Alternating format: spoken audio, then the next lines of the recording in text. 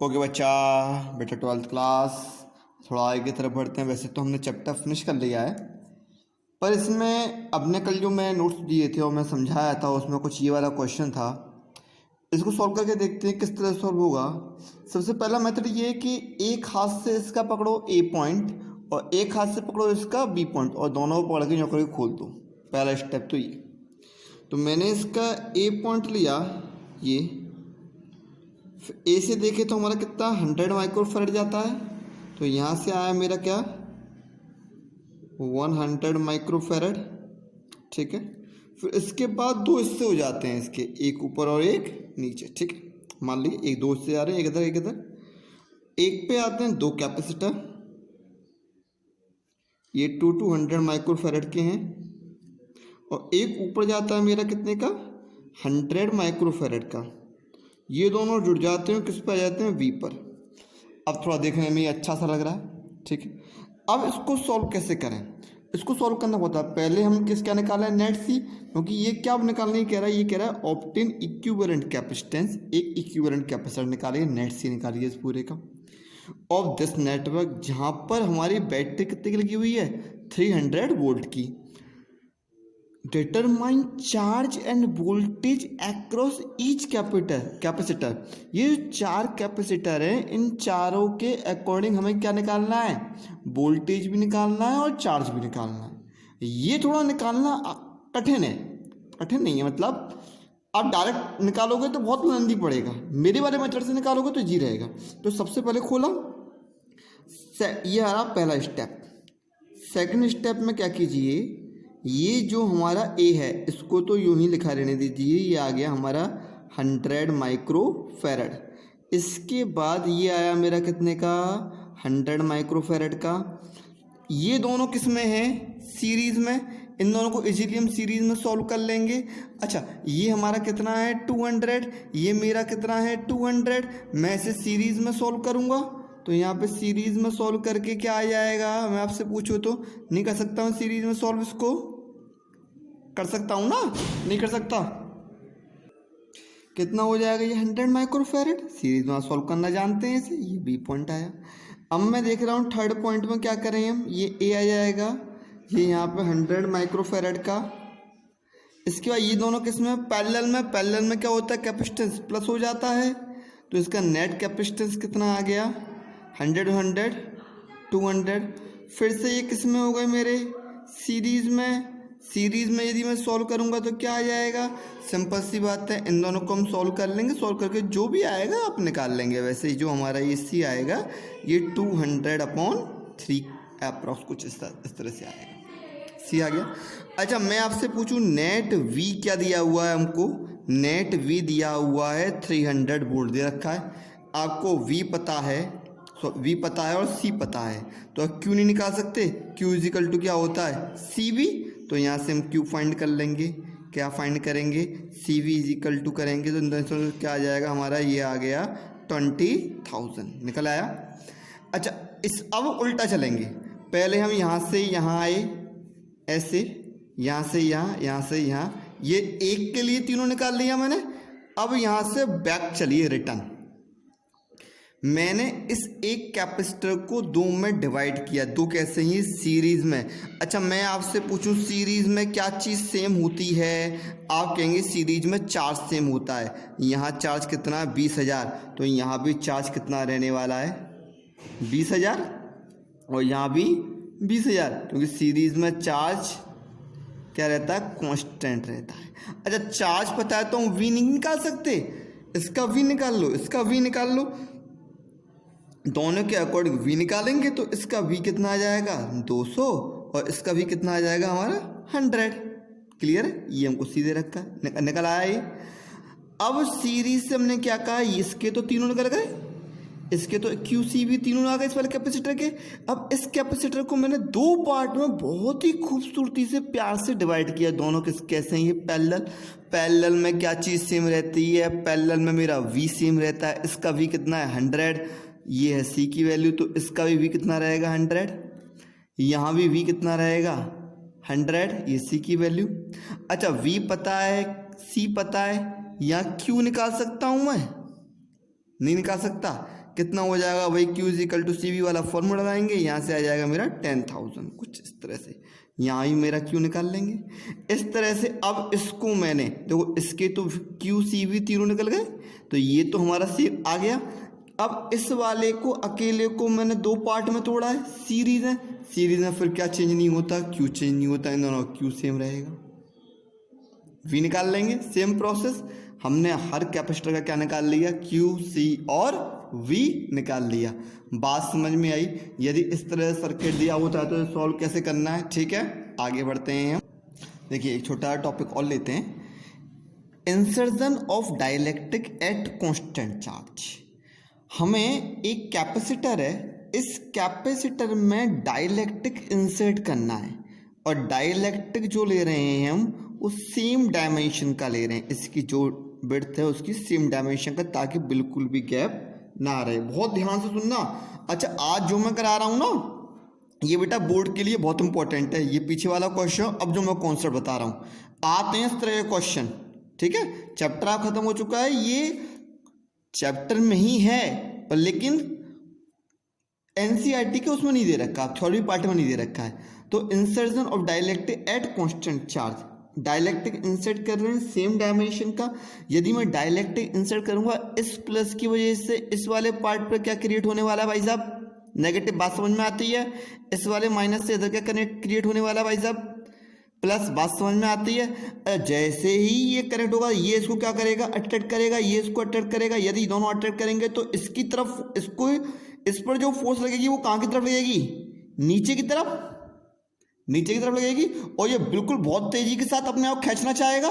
जब ये खींचना चाहेगा, हम चाहते हैं ये डायरेक्ट ना जाए, ये कैसे जाए, स्लोली स्लोली, कैसे जाए, स्लोली स्लोली, बहुत धीरे धीरे जाए।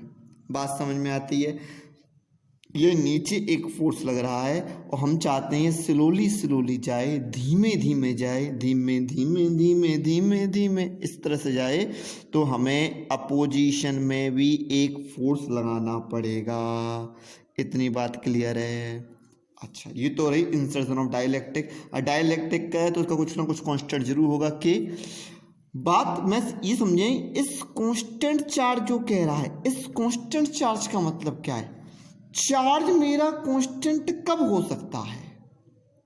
बात समझ में आ रही है? चार्ज मेरा कांस्टेंट कब हो सकता है? चार्ज देखो मेरा कांस्टेंट जब हो सकता है, मतलब चार्ज बढ़े ही ना, डाइलेक्ट्रिक आए तब भी ना बढ़े, केवल और केवल उसकी कंडीशन है जब क्या कर दें, इसे बैटरी से हटा दें, कनेक्शन क्या कर दें, connection cut from battery, battery से कनेक्शन को हटा दें। बात समझ आती है? यदि बैटरी लगी रहेगी यहाँ पर और मैं इसे इंसर्ट करूँगा, इसके इंसर्ट होने से क्या होगा, सिंपल सी बात है, इलेक्ट्रिक फील्ड, इसकी एक अपोजिशन इलेक्ट्रिक फील्ड क्रिएट होगी। ये अपोजिशन इलेक्ट्रिक फील्ड क्रिएट होने से इलेक्ट्रिक फील्ड कम होगी, इलेक्ट्रिक फील्ड कम होने से चार्ज में कमी आएगी, पोटेंशियल कम होगा। सिंपल सी बात है, जैसे ही ये कम होगा तुरंत बैटरी क्या कर देगी, पोटेंशियल को बराबर करने के लिए बैटरी इसको चार्ज कर देगी। और मैं कह रहा हूं चार्ज बढ़ना ही नहीं है, कांस्टेंट चार्ज है, तो इसका मतलब क्या, मतलब इसने इनडायरेक्टली ये वाली बात कही है। बात समझना मेरी, कि हम बैटरी से कनेक्शन इसका कट हो चुका है, हट चुका है। क्लियर है? कॉन्सेप्ट समझ में आ गया, ये कहना क्या चाह रहा है। मैंने आपको ये समझाया ये कहना क्या चाह रहा है। आपका तो केवल इतना आएगा, वो पता है क्या पूछेगा, वो पूछेगा बताइए भाई साहब चार्ज पर क्या प्रभाव पड़ेगा, ठीक है, कैपेसिटेंस पे क्या प्रभाव पड़ेगा, पोटेंशियल पे क्या प्रभाव पड़ेगा, इलेक्ट्रिक फील्ड पे क्या प्रभाव पड़ेगा, एनर्जी पर क्या प्रभाव पड़ेगा, और फोर्स बिटवीन द कैपेसिटर पे क्या प्रभाव पड़ेगा। इतने सारे क्वेश्चन पूछेगा। धीरे धीरे हम सबका डिस्कशन करते हैं। सिचुएशन समझ में आ गई कैसी है? कनेक्शन बैटरी से हट चुका है, स्लोली स्लोली अंदर जाना है, ये डाइलेक्ट्रिक कांस्टेंट दिया है, सेम डायमेंशन के लिए इसका कांस्टेंट के है, फोर्स नीचे लग रही है, स्लोली स्लोली एक फोर्स ऊपर लगानी पड़ेगी। सबसे पहली बात, क्यू कैसा रहने वाला भाई साहब, कांस्टेंट चार्ज है, क्यू कांस्टेंट रहेगा। रीजन क्या है कांस्टेंट रहने का, कनेक्शन बैटरी से हट चुका है, रीजन हमारा ये आ गया। ठीक है। मैं आपसे पूछूं सी पे क्या इफेक्ट पड़ेगा, सी बात है। देखो पहले डायरेक्टली तो आप जानते हैं जैसे डाइलेक्ट्रिक डालेंगे सी मेरा इंक्रीज होने वाला है, सी मेरा क्या होने वाला है, इंक्रीज होने वाला। बट मैं आपसे पूछूं रीजन बता दो कैसे होने वाला है, तो आप कहेंगे पहले मेरी सी इनिशियल सी आई कितनी है, epsilon not a upon D, ये सी आई है। अच्छा डाइलेक्ट्रिक डालने के बाद सी फाइनल मेरी कितनी हो गई, आप जानते हो ये वाला फॉर्मूला, सी नॉट इसमें किसका इंटू हो जाएगा, के का, के ए अपॉन डी। अच्छा के क्या हुआ है, ऊपर इंटू हुआ है, ऊपर इंटू का मतलब कोई चीज बढ़ी है, मतलब क्या हुआ है, इंक्रीमेंट हुआ है। क्लियर है, बात समझ में आती है, ठीक है। अब मैं आपसे पूछूं V पोटेंशियल क्या होगा, आप कहोगे डाइलेक्ट्रिक स्लैब डालिए पोटेंशियल घटना चाहिए। मैं आपको कहूँगा कैसे, क्योंकि भाई पोटेंशियल का फॉर्मूला क्या होगा, Q अपॉन सी। ये वाला सी कहाँ पे आना है, नीचे आना है। ये डिवाइडेशन कहाँ होना है, के का नीचे होना है, मतलब नीचे वाली वैल्यू इंक्रीज होनी है। नीचे वाली इंक्रीज होगी तो V ऑटोमेटिक क्या होगा, डिक्रीज होगा। बात समझ में आती है, एक्सप्लेनेशन करने की बात समझ में आती है किस तरह से हम लिखें। अच्छा मैं आपसे पूछूं इलेक्ट्रिक फील्ड के साथ क्या प्रभाव पड़ेगा, बता पाएंगे फील्ड के साथ क्या प्रभाव पड़ेगा, देखो निकाल के देखते हैं। इलेक्ट्रिक फील्ड इनिशियली क्या है, Q upon A epsilon not. आपके मन में बात आ रही होगी सर ये तो डिक्रीज होना चाहिए, पर हम कैसे प्रूव करें। आप कह दो कि सर यहाँ से E एक्सटर्नल लगा दो एक, और यहाँ पे एक E इंटरनल होगा ये वाली, तो ये E इंटरनल कुछ ना कुछ कम होगा। अच्छा नहीं भाई लेकिन लिख के आना पड़ेगा ना, तो E is equal to Q upon A epsilon naught. ये कैसी है हमारी इलेक्ट्रिक फील्ड, EF मतलब इलेक्ट्रिक फील्ड, इलेक्ट्रिक यहाँ पे लिख लो F, ठीक है। तो अब सही है, इलेक्ट्रिक फील्ड इनिशियली कितनी है, इतनी। मैं आपसे पूछूं इलेक्ट्रिक फील्ड फाइनल कितनी हो जाएगी, आप कहोगे ये जो हमारा ए एप्सिलॉन नॉट है इसके इनटू में क्या आएगा, ए के इनटू में क्या आएगा ना, क्योंकि ये क्या एरिया में के इंसर्ट हो गया, तो क्या हो जाएगा Q अपॉन के ए एप्सिलॉन नॉट। ऑटोमेटिकली मेरा क्या हुआ, ये हमारी डिक्रीज हुई। बात समझ में आती है, क्या हुई, डिक्रीज। तो ये मेरी क्या होगी, डिक्रीज होगी नीचे की तरफ, ये मेरी क्या हुई, डिक्रीज हुई, ठीक है। मैं अब देखो V डिक्रीज हो रहा है, E डिक्रीज हो रहा है, C इंक्रीज हो रहा है। मैं आपसे पूछूं क्या प्रभाव पड़ेगा काय में, एनर्जी इन कैपेसिटर की एनर्जी पे क्या प्रभाव पड़ेगा। जब मैंने इसके अंदर इसे इंसर्ट किया, वो सारी सिचुएशन सुरोड़ी वाली हो गई हैं, तो इसमें देखें एनर्जी में, एनर्जी का फॉर्मूला मैंने आपको बताया था हाफ CV² भी होता है, और हाफ CV² को किया था तो हमने एक फॉर्मूला और निकाला था Q² अपॉन 2C। देखो यहाँ पे हमने एनर्जी ली, इनिशियल एनर्जी कितनी है, Q² अपॉन 2C। अब आप कहोगे सर CV² क्यों नहीं लिया, चार्ज कैसा है, कांस्टेंट। यदि चार्ज कांस्टेंट है तो किसके टर्म में लेंगे, चार्ज के टर्म में लेंगे, तो Q² अपॉन 2C। बात समझ में आई। इसी के साथ यदि E फाइनल निकालूं तो मेरा क्या हो जाएगा, E फाइनल Q²। ये तो कांस्टेंट है, यहाँ कुछ बढ़ना नहीं कुछ घटना नहीं, लेकिन कैपेसिटेंस क्या हो रही है, अभी मैंने देखा कैपेसिटेंस इंक्रीज हो रहा है, देखा हमने। तो कैपेसिटेंस इंक्रीज किस टर्म में हो रहा है भैया, K आ रहा है तो K के टर्म में हो रहा है, तो 2KC। इसका मतलब कहाँ पे इंटू हुआ है, नीचे होने से इलेक्ट्रिक फील्ड क्या हुई है, एनर्जी डिक्रीज।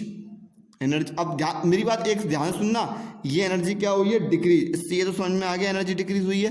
एक चीज यहाँ पे और हुई है, यदि EF डिक्रीज हो गई, E फाइनल डिक्रीज हो गई, ध्यान देना, E फाइनल क्या हुआ हमारा, डिक्रीज हुआ, कम हुई है ना एनर्जी, तो गई कहाँ, ये गई कहाँ, यदि डिक्रीज हो गई तो गई कहाँ। इससे पहले वाले टॉपिक में हमने क्या निकाला था, लॉस ऑफ एनर्जी, याद आ रही है, कहाँ गई, उस एनर्जी का लॉस हुआ। कितना लॉस हुआ, ये लास्ट मैंने टॉपिक में आपको बता रखा है। यदि आपको नहीं आता है, आपने नहीं देखा है, तो नीचे डिस्क्रिप्शन बॉक्स में लास्ट टॉपिक की आपको लिंक मिल जाएगी, उसे आप देखें, ठीक है। कोई क्वेरी हो तो वहाँ फ़ोन नंबर भी दिया हुआ, मुझसे आप क्वेरी पूछ सकते हैं, तो ई फाइनल समझ में आई, क्या हुई, डिक्रीज हुई, डिक्रीज होके जो डिक्रीज हुई है, कम हुई है, वो कहाँ गई, उसका लॉस हुआ। लॉस कितना हुआ मैं आपको बता चुके हैं। यदि यहीं पे एक पॉइंट और लें, कौन सा लें, force between plate. Force between plate में क्या होगा,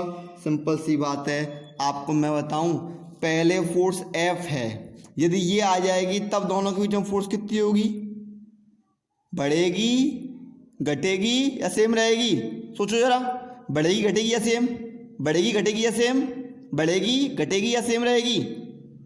हाँ, नहीं आ रहा समझ में, नहीं आ रहा, मैं बताता हूँ, ये हमारी क्या रहेगी, सेम रहेगी, कोई भी चेंज नहीं आएगा फोर्स में।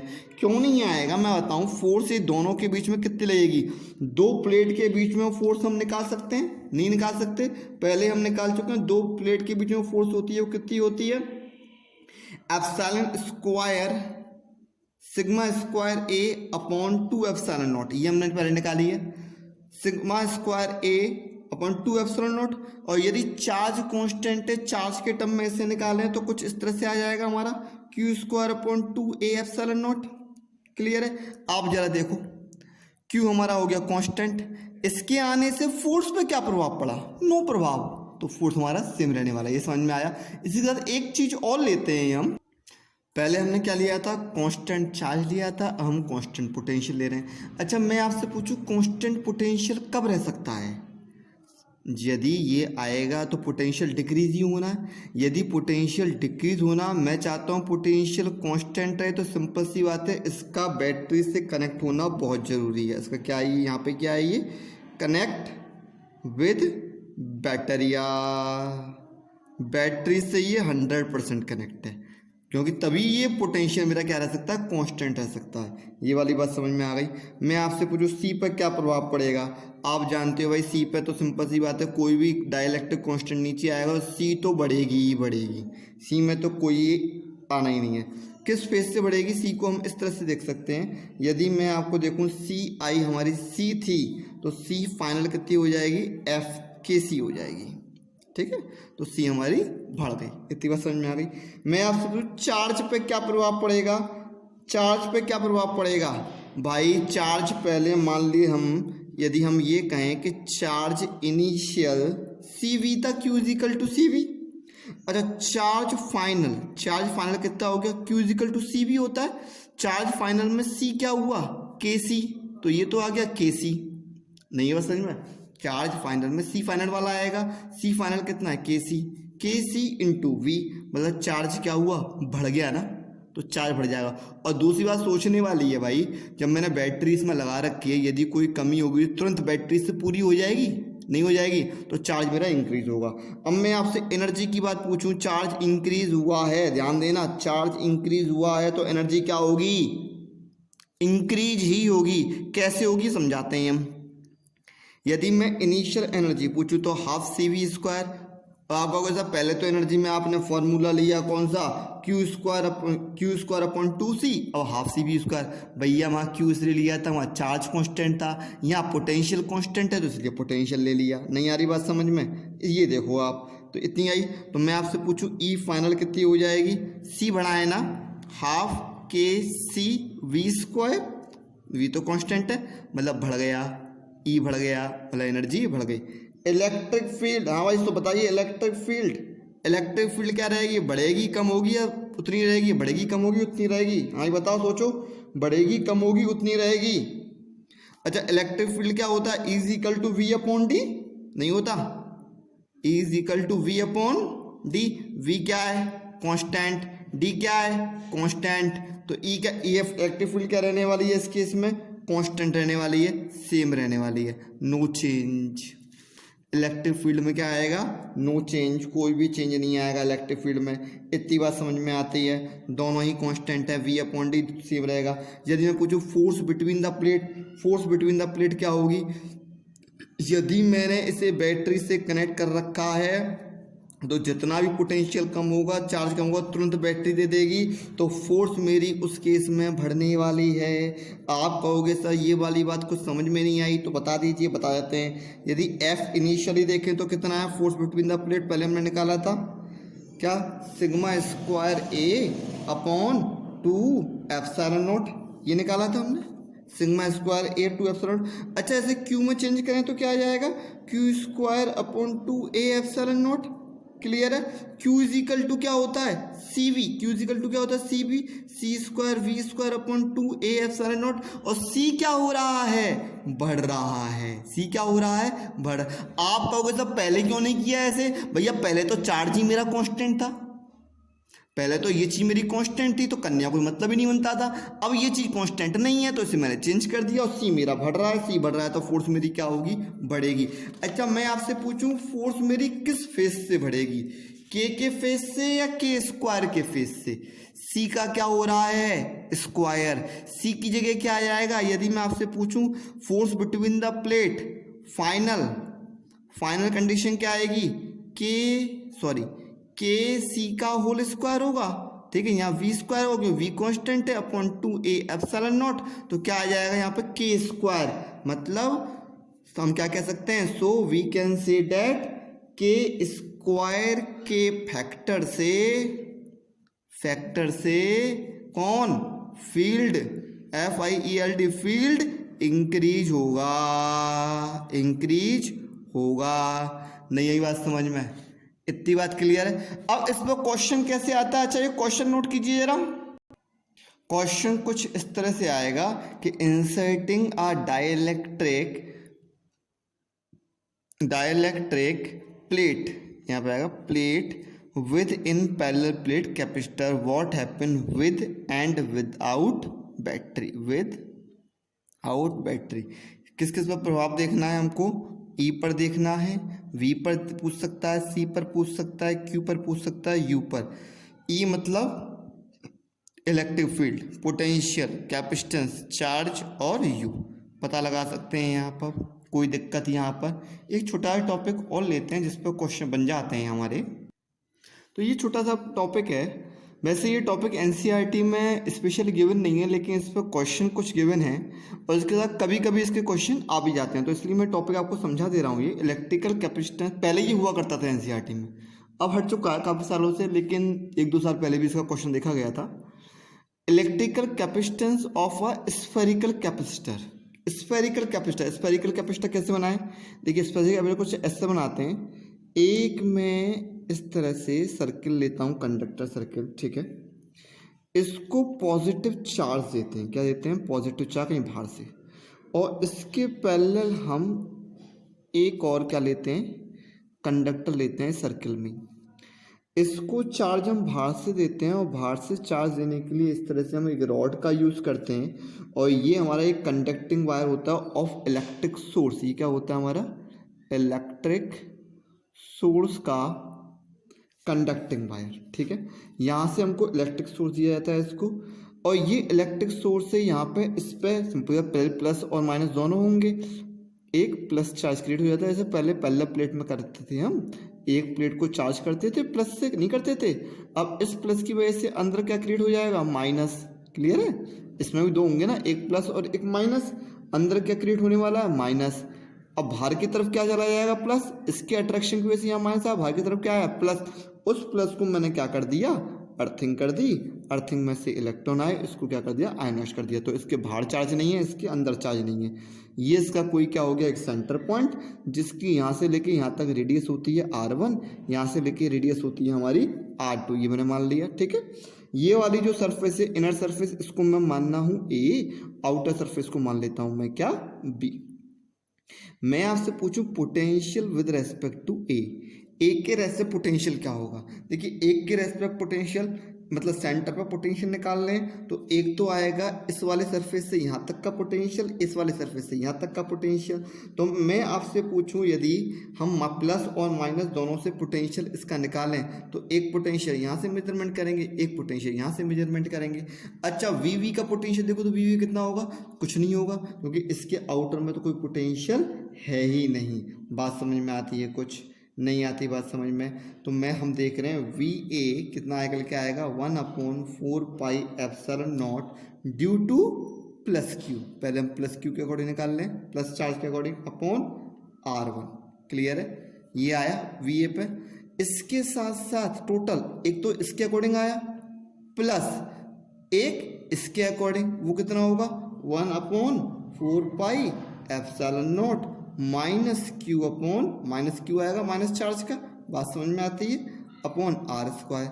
और मैं आपसे पूछूं वी इज इक्वल टू कितना है इसके अकॉर्डिंग, यहाँ बाहर तो हमारा क्या नहीं है, पोटेंशियल है नहीं है, तो इसके अकॉर्डिंग क्या हो जाएगा मेरा 0। ठीक है, बात समझ में आती है।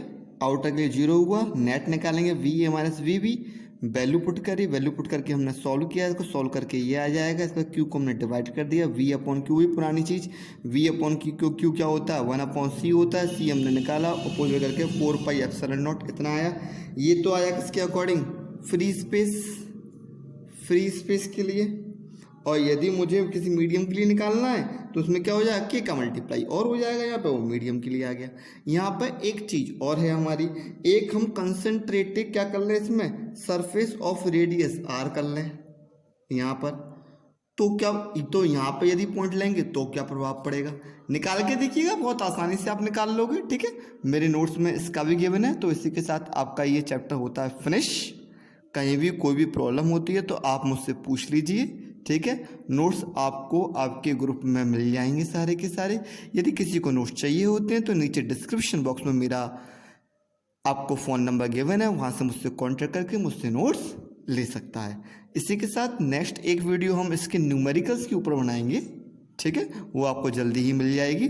उसके बाद नया 3rd चैप्टर में स्टार्ट करेंगे इलेक्ट्रिक करंट।